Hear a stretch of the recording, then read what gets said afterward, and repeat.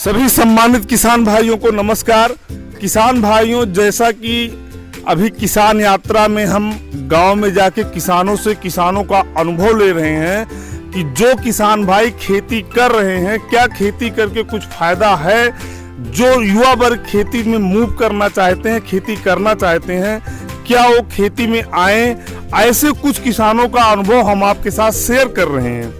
और आज ऐसे ही एक किसान है जिनको सब्जी की खेती का काफी लंबा अनुभव है, तो आज हम उनसे बात करते हैं कि सब्जी की खेती करके क्या कोई युवा किसान बन सकता है या उसको फायदा हो सकता है, उसका परिवार सही से चल सकता है कि नहीं चल सकता है। तो आज हम उन्हीं किसान से आपको मिलवाने चल रहे हैं।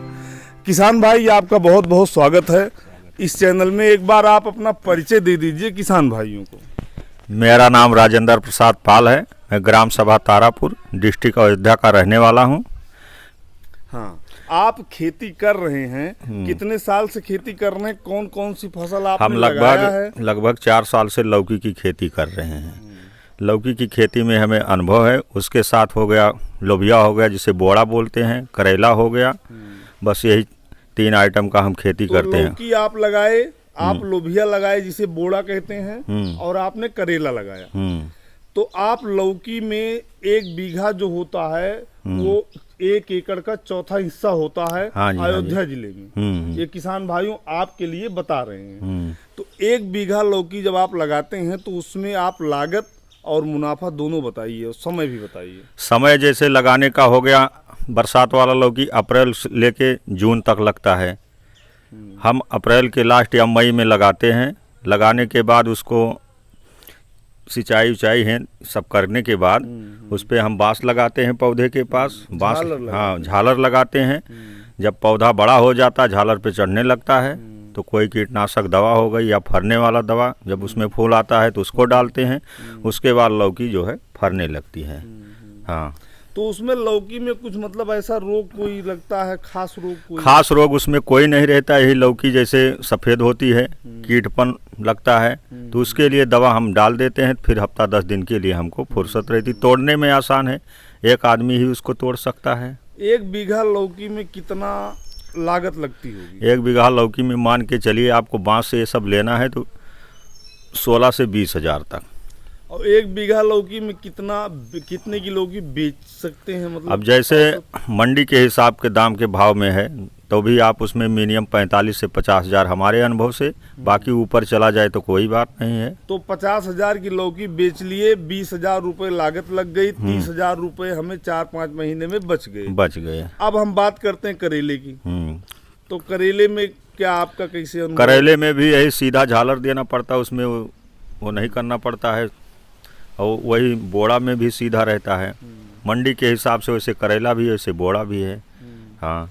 अच्छा, करेला में कितनी लागत लगती होगी 1 बीघा में? करेला 1 बीघा में मान के चलिए 10 से 12।